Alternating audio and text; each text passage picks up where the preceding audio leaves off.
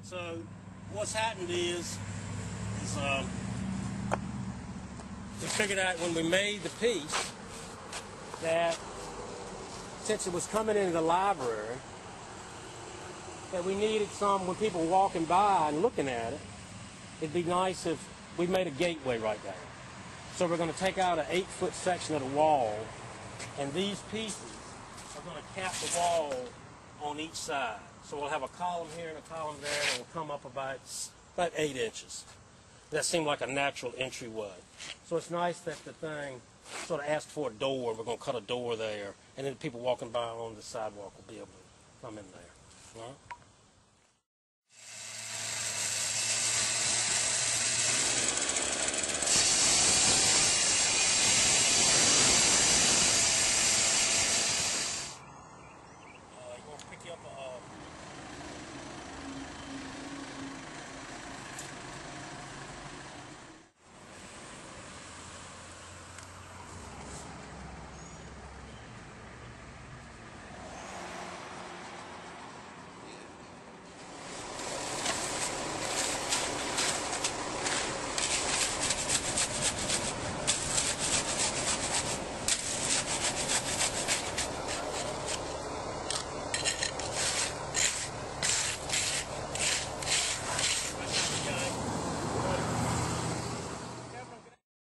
I'm putting these anchor screws in to the concrete pad, and that's going to mechanically hold this layer on top. And I'm using these 1/4 inch by 2 3/4 inch screws, and I'm using a hammer drill and drilling a hole, and then I'm putting these in with a socket drive. So let's do these 2 holes.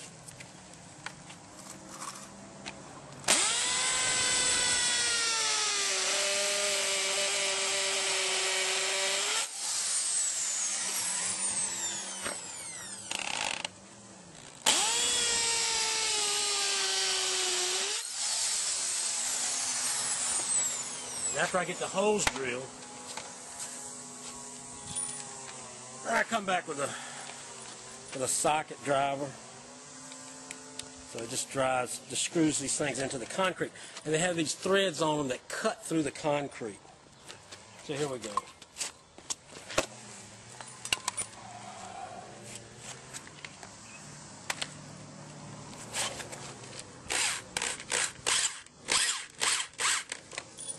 And you'll see what I'm doing is I'm leaving them about 1 1/4 inch high. Because when I leave them like that, this next layer of concrete is going to grab hold of that head.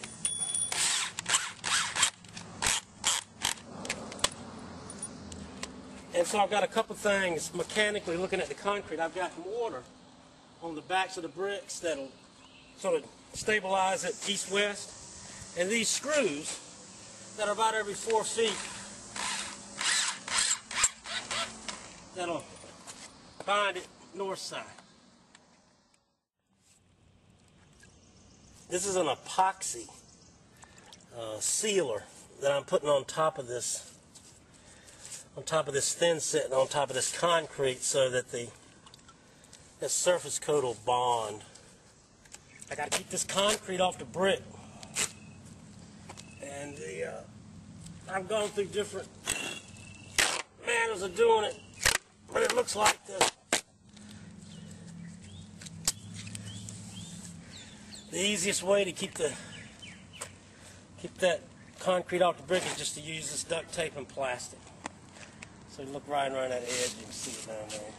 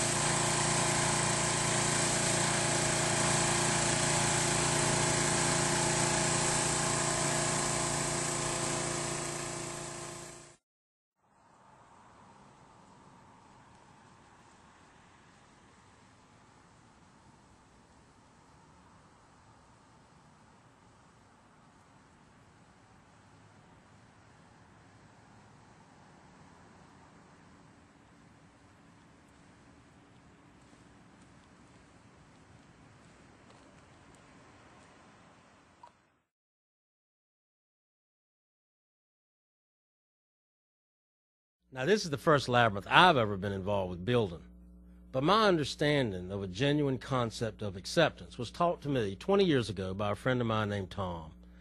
He's 89, and his story of the Trailways bus prayer has supported me through many anxious paths I find myself on over the years, and I want to share it with you. Here it is.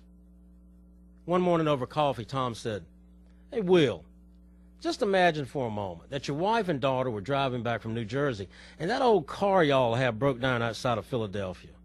The cost of repairs was more than what the car was worth.